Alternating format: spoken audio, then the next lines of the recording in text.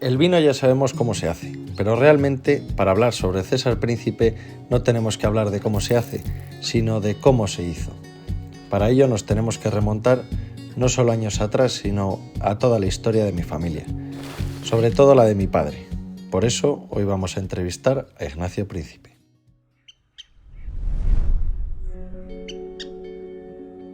Hace fresco, ¿eh? Rasca. Joder. Bueno, pues estamos aquí en la viña, en la majada. La majada esta la plantó el abuelo Tiquio y la plantó, pues calculamos que él la plantó cuando entró en quintas y según mi tío Antonio tendrá unos 108 años de vida. Y bueno, esto cuando la plantó el abuelo Tiquio no tenía nada que ver con las plantaciones de ahora. Aquí venían la gente que se dedicaba a hacer las ollas que llamábamos y hacían un agujero con el azadón y una por una y se tiraban los inviernos enteros haciendo las ollas que llamábamos para poder plantar esto. El motivo de plantar la viña era porque la alternativa a lo que era el cereal, que eran zonas cerealistas y el trigo para el pan, la cebada para los animales y la uva como necesidad y alimento, que era lo que surgía en aquella época.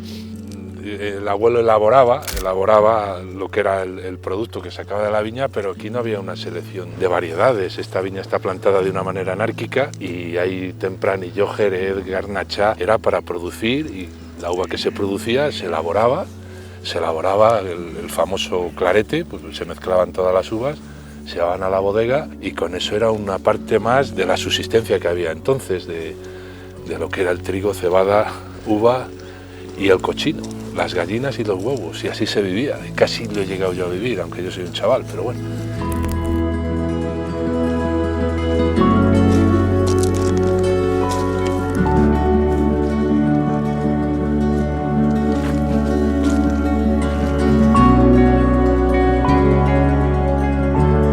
Con esta viña que originalmente se estaba utilizando para el alimento y como subsistencia, ¿en qué momento decides o tomas la decisión de empezar a elaborar tinto con ella? ¿Cuándo te diste cuenta de que eran buenas viñas? Bueno, pues el mundo del vino ha cambiado radicalmente de lo que era hace 40 años a lo que es ahora. El concepto de denominaciones, el concepto de calidad, no el concepto de producción, porque era lo que cuanta más uva diera una viña mejor para poder tener más cantidad de vino, fuera mejor o de peor calidad. Entonces, bueno, viene esa revolución hace años y bueno... ¿Hace cuántos más o menos?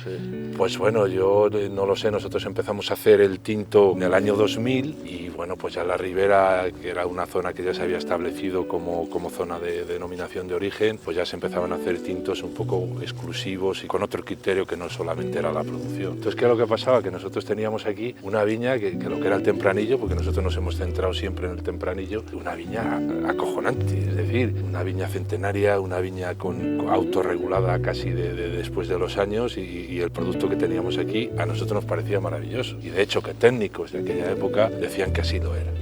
Y de hecho que nosotros estuvimos durante unos años llevando esta uva a bodegas de un prestigio que ahora le tienen y venían, cogían esta uva y se la llevaban para sus bodegas. Entonces, joder, pues llegó un momento que nosotros habíamos hecho clarete toda la vida y yo tenía un deseo, además por la juventud que yo tenía, un deseo de hacer tinto.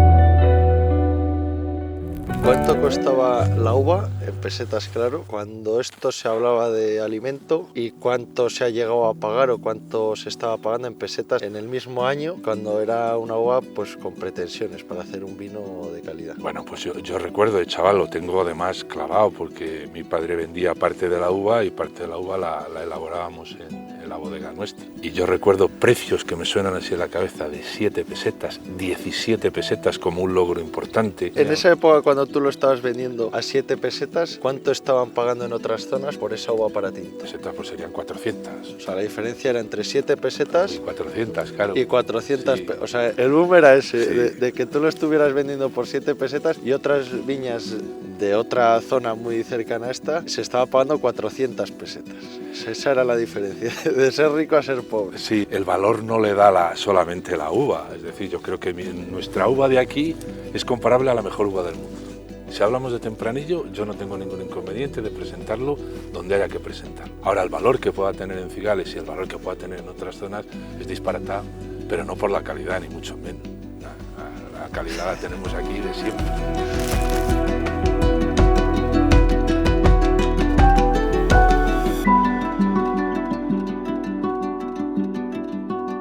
Tú estás haciendo clarete pues, de uso normal. ¿Cómo empiezas a comercializar tu primer tinto? ¿Cómo... Bueno, el hacer el tinto, en mi caso, hablo en mi caso, fue una locura, un disparate, una ilusión, una serie de cosas tan fuertes. Yo tenía, creo que eran 39 años, ha sido ayer porque todavía la bodega parece que está ejecutándose todavía, yo ya tengo 63. Entonces en ese momento el hacer tinto para mí era algo, iba a decir una necesidad, porque siempre había hecho clarete. Alrededor mío había gente que estaba metido en el mundo del vino y que me decía que lo que podíamos sacar de aquí era muy importante. Y entonces pues yo todavía con la ilusión, con el apoyo, con todo esto, pues decidí el hacer tinto. Yo necesitaba ver negro en mi bodega, siempre había visto rosado o clarete, que era lo que hacíamos nosotros. Y entonces empezamos a elaborar el tinto de una manera inconsciente, porque no tenía una red comercial, no era una bodega establecida ni grande en el mercado nacional, internacional. Y entonces a partir de entonces pues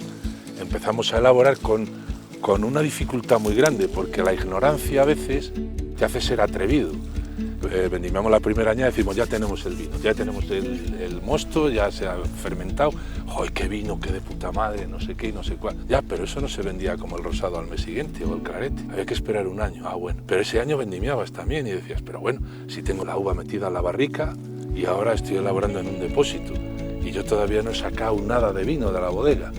Bueno, pues hay que esperar 2 años para hacer un criancita, que era la idea que teníamos nosotros, 14 meses de barrica, un poco ver cómo evolucionaba el tempranillo de esta zona y tal, y claro, y pasa otro año y dices, hostia, que tengo que vendimiar otra vez, y yo me encontraba en barrica un vino, en depósito otro, y lo de barrica lo saco para meter en botella, y tengo botella, barrica y depósito, y digo, hostia, ahora tenemos que vender, joder, pero ¿esto cómo se hace? Teníamos ya todas las mimbres, es decir, sabíamos que había gente que podía comercializar, había gente que tecnológicamente lo habíamos hecho como lo mejor, y bueno, la materia prima no puedo decir porque lo estamos viendo en este momento.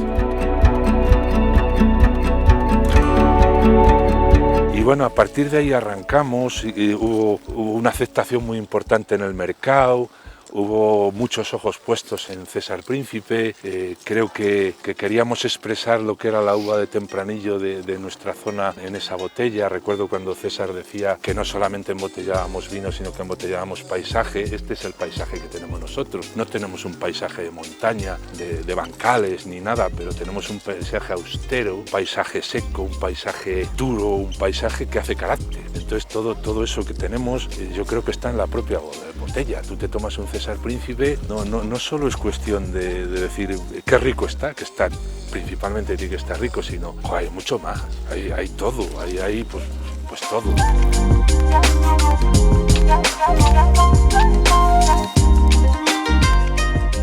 Nosotros siempre comentábamos que estamos en el medio entre la Ribera y Toro, entonces que hay una zona aquí que estamos en el medio. En Toro viene la vendimia un poquito antes, más cálida, en Ribera es más fría. Aquí estamos en esa zona y una palabra que siempre me llama mucho la atención es que siempre que tomaban el César Vino decía que era un vino elegante, con elegancia, es decir, no era a lo mejor ni tan tosco ni tan frío, sino que bueno, tenía ahí una cosa que bueno, sí que le diferencia, lógicamente, las zonas se diferencian, pero yo creo que tenemos que reivindicar esto.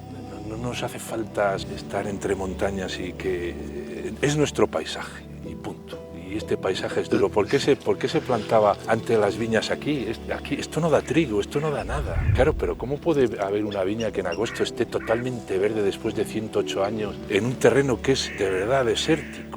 Cascajo, no hay nada, y hostia lo que hay aquí. Eso lo da esto. Hay otras zonas donde se están plantando viñedos en zonas donde antes daban remolacha. Bueno, vale, si la uva no quiere decir que sea mala, es que no tiene nada que ver, pero todo en todo el envoltorio, en lo que es el paisaje, lo que es la tierra, la formación de la cepa, el tiempo, no tiene nada que ver. Tendríamos que ver una historial de cada botella según viene la uva, que venga de aquí o que venga de una plantación como nosotros tenemos, plantaciones nuevas, que dices, bueno, está estupendo, se pueden hacer unos vinos maravillosos, pero no es esto es otra película, esto es lo nuestro.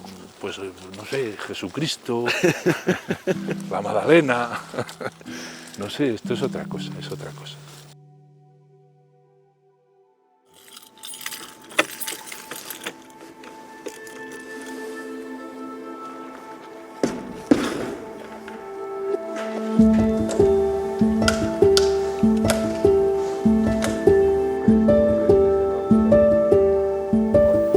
Bueno, pues aquí estamos en la bodega del abuelo Utiquiu, del tío Antonio y del tío Nicolás. Aquí empezamos a hacer el vino, a mí parece que ha sido ayer además, y aquí empezábamos, aquí teníamos que traer y echar la uva por la parte de fuera, que son los echaderos, luceras, husillos, la viga, la piedra, el tentemozo, los gualderones, todo un lenguaje tremendo que hay aquí en la bodega, que en cada pueblo es distinto, y aquí hacíamos el vino.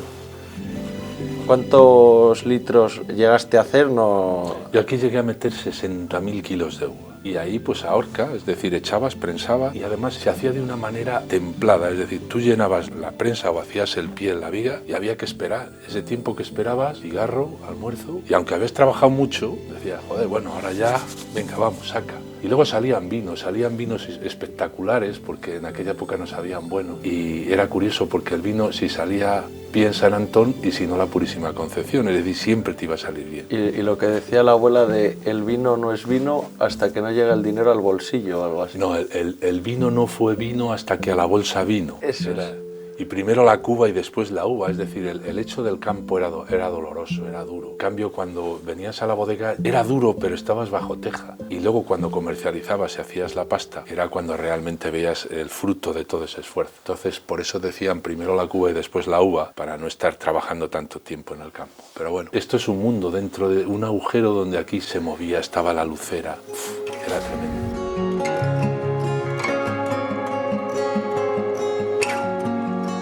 Aquí empezaste a elaborar vino durante unos años y después ya metisteis la luz trifásica, hicisteis la gran ampliación de esta bodega que eran los depósitos de hormigón.